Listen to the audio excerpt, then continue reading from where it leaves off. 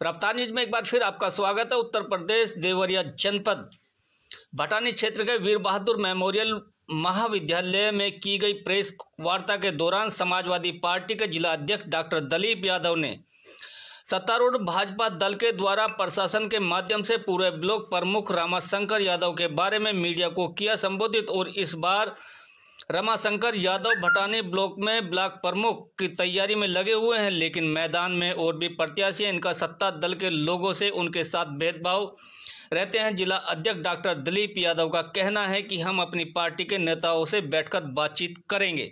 देखिए इस रिपोर्ट में।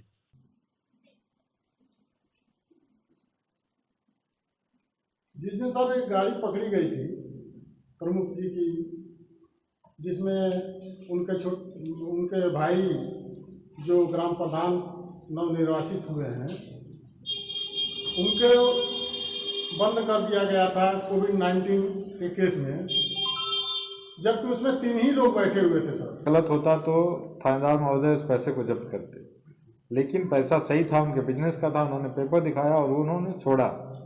तो ये तो सीधे सीधे इंगित करता है कि कहीं न कहीं थानेदार दुष्टापूर्वक कार्रवाई कर रहे हैं। ये सीधे सीधे उस घटनाक्रम से प्रतीत होता है। सर, क्या भटनी थाना अध्यक्ष सत्ता पक्ष के लोगों को सहयोग कर रहे हैं? उसका बड़ा नेता कहता है वो 24 घंटा में 20 घंटा भटनी थाने में ही रहता है खड़ा। ये बहुत ही खराब बात है। थाना जो है आम जनता के लिए बना हुआ है, चाहे वो किसी दल या किसी पार्टी से रिलेशन रखता हो।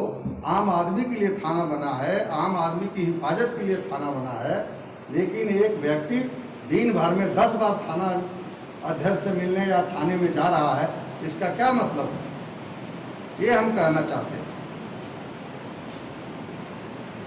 लेकिन समाजवादी पार्टी बिना डेट घोषित किए हुए कभी भी सड़क पर उतर सकती है इस अन्याय और अत्याचार के खिलाफ। ये हम कहना चाहते हैं।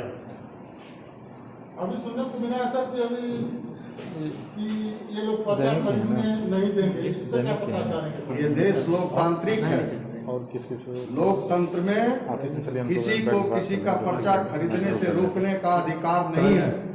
भारत निर्वाचन आयोग हिंदुस्तान में जिंदा है। हम भारत निर्वाचन आयोग को इन पूरी घटनाओं का विवरण हम तत्काल आज ही भेजने वाले हैं कि किन किन अधिकारियों के कहने से इस तरह का कृत्य हो रहा है जनपद देवरिया में। सर, कोविड-19 चल रहा है पूरे देश में, महामारी से सब लोग जूझ रहे हैं, लेकिन ये ब्लॉक प्रमुखी का चुनाव है देवरिया जनपद के अंदर, भटनी थाना क्षेत्र के अंदर काफ़ी अभद्र व्यवहार मिल रहा है। इस पर आप क्या कहेंगे सर? कोविड के प्रोटोकॉल से सभी लोग डरे हुए हैं, सभी लोग परेशान हैं। अव्यवस्था दुर्व्यवस्था के कारण कितने लोग अपनी जान अपने गंवा चुके, अपने प्रियजनों को खो चुके हैं। और ये चुनाव मामला कोविड तो एक तरफ है, लेकिन ये जो आपका प्रमुखी का चुनाव, ये जो पुलिस के लोग हैं, पुलिस प्रशासन के लोग हैं, ये चाहते नहीं हैं कि निष्पक्ष तरीके से चुनाव हो। ये लोग चाहते हैं कि सत्ता पक्ष में बैठे हुए लोगों को मदद की जाए और उनको एक तरफा चुनाव जिताने का काम किया जाए। लेकिन हम समाजवादी पार्टी के लोग ऐसा कहीं से भी होने नहीं देंगे। और अभी शामदेव जी कह रहे थे कि अगर इस तरह की बात आती है कि पर्चा खरीदने से रोकने का प्रयास किया जाएगा, तो हम लोग इंतज़ार नहीं करेंगे, बड़ा आंदोलन खड़ा करेंगे। और पर्चा रोकने से खरीदने की ये क्षमता प्रशासन में नहीं है। ये लोकतंत्र में अधिकार है इसका कि आप लोकतंत्र में चुनाव जो भी व्यक्ति चाहें। पता चला कि भटनी में बीडीसी का पर्चा नहीं खरीदने दिया जा रहा है। ये धमकी सत्ता पक्ष के द्वारा दी जा रही है कि कोई पर्चा नहीं भर पाएगा प्रमुख का।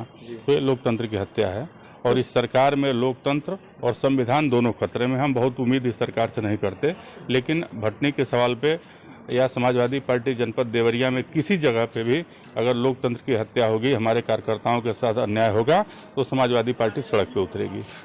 तो सर, आपके लोकतंत्र की यहाँ हत्या हो रही है भटनी थाना क्षेत्र में, पूरे जनपद में देखने को मिल रही है। लोकतंत्र की हत्या हो रही है और हिंदुस्तान में लोकतंत्र की हत्या में क्या सत्ता दल हावी रहेगा या समाजवादी पार्टी के कार्यकर्ता या राष्ट्रीय नेता हावी रहेगा? देखिए, लोकतंत्र की हत्या समाजवादी पार्टी नहीं होने देगी। किसी भी कीमत पर लोकतंत्र और संविधान की रक्षा समाजवादी पार्टी करेगी। आप बताइए कि अगर लोकतंत्र नहीं होता तो त्रिवेंद्रम की गलियों में अखबार बेच के अपनी जीविका चलाने वाले डॉक्टर APJ अब्दुल कलाम इस देश के राष्ट्रपति नहीं होते। दलित परिवार में पैदा होने वाली मायावती, 120 रुपये महीने पे DTC की बस में जाकर नौकरी करने वाली मायावती उत्तर प्रदेश की 3 बार मुख्यमंत्री नहीं होती। हमारे नेता मुलायम सिंह यादव जी सरकारी गरीब परिवार में पैदा होकर उत्तर प्रदेश के मुख्यमंत्री नहीं होते। नरेंद्र मोदी जी भी आज प्रधानमंत्री नहीं होते। लोकतंत्र ने हमको अधिकार दिया है। हम लोकतंत्र का महोत्सव होता है, उस चुनाव में सभी लोग हिस्सा लेते हैं, चाहे वो किसी धर्म के हों, किसी जाति के हों। हिंदुस्तान के लोग लोकतंत्र में विश्वास करते हैं और उसी लोकतंत्र की हत्या भारतीय जनता पार्टी की सरकार कर रही है। और उत्तर प्रदेश और विशेषकर देवरिया के एक कैबिनेट मंत्री के इशारे पर यहाँ के DM और कप्तान लगातार समाजवादी पार्टी के कार्यकर्ताओं और नेताओं का उत्पीड़न कर रहे हैं, जिसको समाजवादी पार्टी अब बर्दाश्त नहीं करेगी। जनता भी मन बना चुकी है। तो सर, अगर ये ऐसे कर रहे हैं सत्ता दल के लोग, तो समाजवादी पार्टी किस रुख तक जाएगी आगे? जरूरत पड़ी तो हम धरना देंगे, जरूरत पड़ी तो थाना घेरेंगे, जरूरत पड़ी तो कलेक्टर और कप्तान को भी घेरने का काम करेंगे। सर, क्या नाम है आपका? ओके। कर रहे हैं, इसमें आप क्या कहेंगे सर? देखिए, जो पंचायत का चुनाव हुआ है उसमें यह खुला मैसेज गया है कि भारतीय जनता पार्टी 2022 में सत्ता से जाने वाली है। सत्ता से जाने की आहट से भारतीय जनता पार्टी के लोग बौखला गए हैं और भारी संख्या में समाजवादी पार्टी के लोग BDC और जिला पंचायत के सदस्य जीते हैं। ये सर्वविदित है, सभी लोग जानते हैं। वो किसी भी तरीके से सत्ता का दुरुपयोग करके, धन बल का प्रयोग करके, पाव बल का प्रयोग करके, पुलिस का प्रयोग करके वो चाहते हैं कि जो प्रमुख के पद हैं, जो जिला पंचायत अध्यक्ष के पद हैं, उस पर जबरिया तरीके से अपने उम्मीदवारों को जिता के उस पर पदों पर कब्जा जमा सके। अगर जबरदस्ती अगर इस तरह से वो लोग